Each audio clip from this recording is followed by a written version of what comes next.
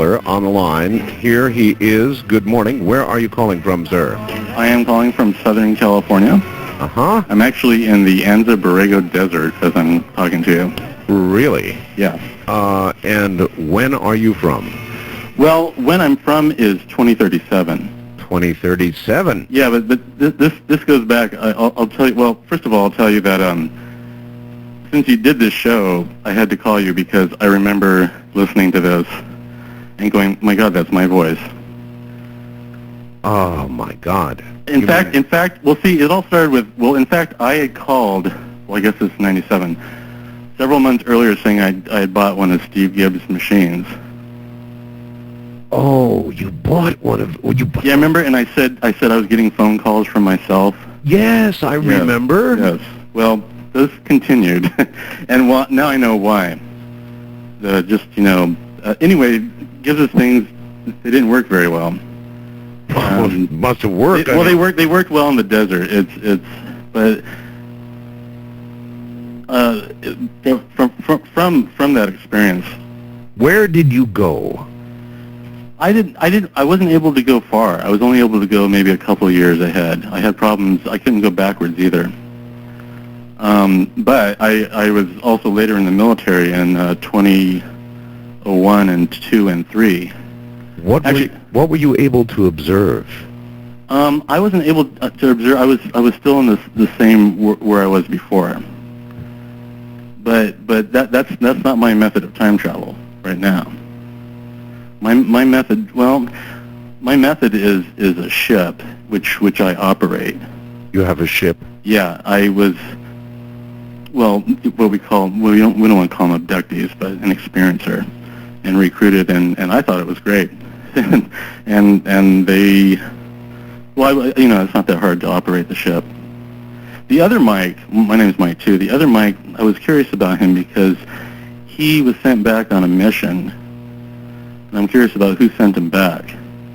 Because there's various time travelers. There are unwilling time travelers, and these unwilling time travelers were people who were experimented on either by the government or by different beings who visit us, of course. I should have asked him. It was just impossible. I mean, well, I get you guys on the line, and then it's like there's a million questions you think of afterwards. So I will ask you, what is it that you would consider would be most important for us to know about time travel? The most important thing, I personally, there are various opinions. There's everyone's in our little sector has different opinions on what you would call the paradox and all that. I am sort of a maverick and don't believe in that because there are multi-timelines. In other words, there are parallel timelines where... Well, yeah. Well, there's multi-parallel timelines. So here on Earth... Well, everywhere. Okay, I hadn't thought of that. Of course, right. It would be everywhere. It what we know as a dimension? Right. I mean, that's what I use. My vehicle, I call it a nonlinear dimensional layer transport vehicle. Because that's how I Now, you can prove this to me by saying that again. Nonlinear dimensional layer transport vehicle. And one of the reasons why I was recruited by, what we'll call these other beings, is that when I was in the military, I was in two operations. In 2001, I was in Operation Black Opera, and 2002, Operation Black Swan. Black Opera, I've heard of Black Opera. Really? Yes. At this time? I had a reference, one person once referenced Black Opera, and I tried to get him to send me information on it, and he disappeared. Well, those are reverse-engineered vehicles, and when I was in the military, I learned how to operate them, which gives me the expertise of operating the vehicle I have now. Well, you are a permanent resident now in 1997. Well, no, actually, I had to come here and call in because I remember hearing this call. So I'm fulfilling my paradox. Oh, my God. It's like the phone calls I was giving myself, and I called you about that. Gee. Well, years ago, but I can't tell you how impressed I am. I I thought I'd get a call like this, and here you are. Thank you, my friend. Okay, well, if you had any questions, I have it all. All right. I can't think of any more right now. My mind is wobbling. Okay, the one thing I have, and some people will know, Operation Southern Cross. And I think your other caller was on that mission. I mean, I'm not sure. Okay. Not sure who he is. Okay. All right. Thank you very much. Pretty good ones here. The mind wobbles, doesn't it? Travel line, you're on the air. My timeline, actually. Hello, Art. Hello there. Oh, I had to call back on your second timeline. I called. Was it a month ago? I Seems like moments to me. It's been about a month since I did the first time. My name's Michael. I'm the pilot of the nonlinear transdimensional transport vehicle. From the year 2037. Well, 2037 is my report-in year. Report-in year. Yeah, that's my point of origin, where I go to All right, and I go out on my next assignment. You're going to have to remind me. Your purpose here is. My purpose at this moment in time, at this day, or well, your general purpose in for time travel. Oh well, I'm a trained pilot for a vehicle, and I go out with missions with other teams. I'm just a plane pilot basically. There's nothing extraordinary about it. Like a 737 jockey, something like that. Well, more like a charter flight, let's say. Charter flight, that's very good. Oh, yeah. All right, I have a number of questions sent to me by listeners, which I would like to try out on you. Now, you're welcome not to answer any of them that you Well, I'll give you a thing about my, discuss with other people who have been calling, going, well, I can't say that and stuff. For me to say, or them to say anything on the air isn't going to cause a paradox unless I'm talking about a specific person who may be listening. Like if I say, I know what's going to happen to Richard Hoagland. That could be a paradox. But me, you can ask away with anything because Richard Hoagland is a paradox. he will be redeemed, and well, I shouldn't say that.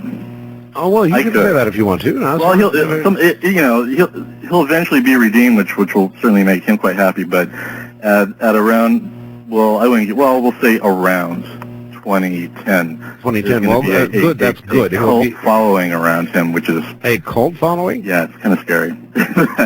Richardites. Richardites, exactly. All right. Let me try a couple of questions on you. Okay. One is, why do you have to be here personally to observe? Wouldn't it be safer to use a robotic or video unit or a time machine view screen rather than physically traveling in time? Well, you could do that, but when you're, as for me, if I travel, when I travel and I write my reports into, we'll call them my superiors, quote unquote, the personal experience is much more enriching, and your observations are quite different when you're personally there rather than sitting in a room with a robot and a camera, Nothing like being there. All right, what happens if you get killed in a car accident or, say, die of a brain aneurysm while here in this time? I don't get in cars in this time. Are you crazy? I have my own vehicle. I fly, Good answer. Okay, let's see. What about our particular time do you find strange or curious or even irritating? Well, this particular timeline, I mean, there's an infinite number of timelines, and but they all fairly correlate with each other, except for some extreme circumstances. One of them is what's going on in Phoenix, and that's going to be happening more and more. Really? The next hot spot is San Diego. San Diego. And in fact, I don't know if you may have been getting reports lately of sightings there. Actually, that's a very good point. There have been sightings now, as you all know, in Phoenix, right, and down in Georgia, and up in Medford, Oregon, and all over the place. There are just sightings, more and more and more of them. Where is this leading? It is leading to a change. I mean, these ships are operated by two different beings. One might say a paradigm shift. Maybe. No, I wouldn't say that. No. All right. Sorry, I did that. It's leading to an awakening, and certainly the eventual and gladly destruction of the Bilderberg group. The Bilderbergers? Yeah. The poor Bilderbergers? Yeah. All right. In our time, we are plagued with cancer. Mm-hmm. What causes it? Do we ever find out, or how it can be avoided or cured? It'll be cured, but to tell you the truth, I don't know what causes it. That's something I never looked into. I mean, you can't say that all time travelers know everything. That just happens to be an area that I'm not well informed in, but I eventually there will be a cure. Yeah. Oh, yeah, okay. So you're just sort of a regular guy, time traveler, pilot type. Well, yeah, pretty much so. Okay. Is there a crisis ahead? Everybody wants to know about that. We have remote seers and viewers and prophets and so forth, all of whom say that there is a very difficult time rather immediately ahead. Well, there are several, and however, your timeline could split. I mean, right now, if you and I are, and everyone else at this point is sitting in this timeline, right? But they could split on various things that what happened. One thing I find extremely interesting, I mean, there are, as far as I could tell, an infinite number of timelines, but in order for a split to happen, something major has to happen.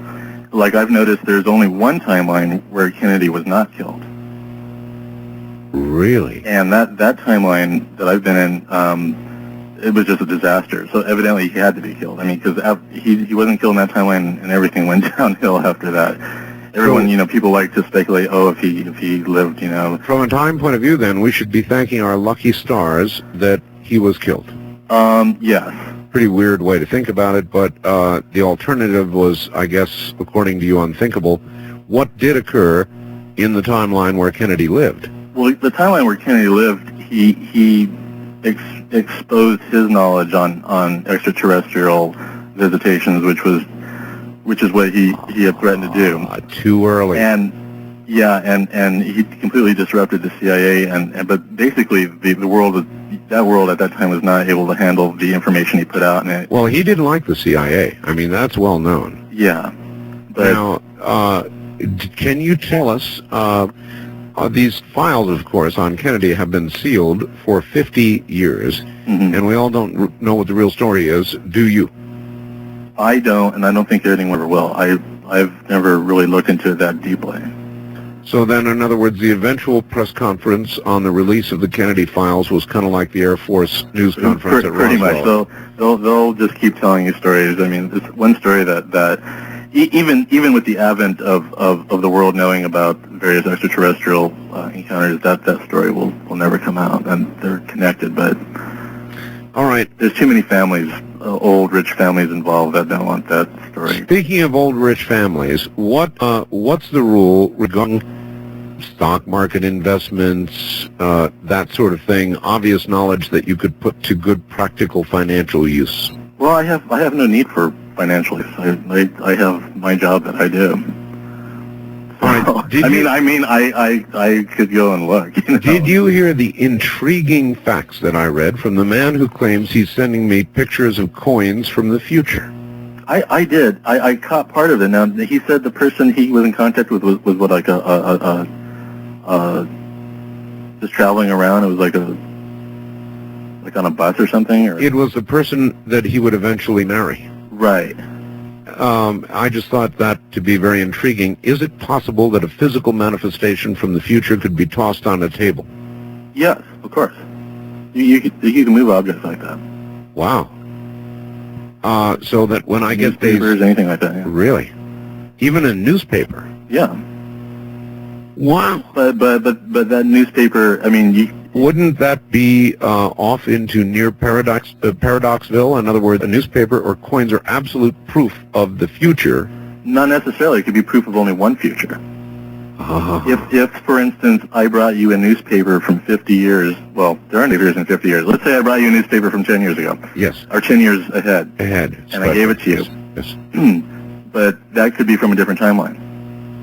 So none of it might really come to pass. Various events might not come to pass.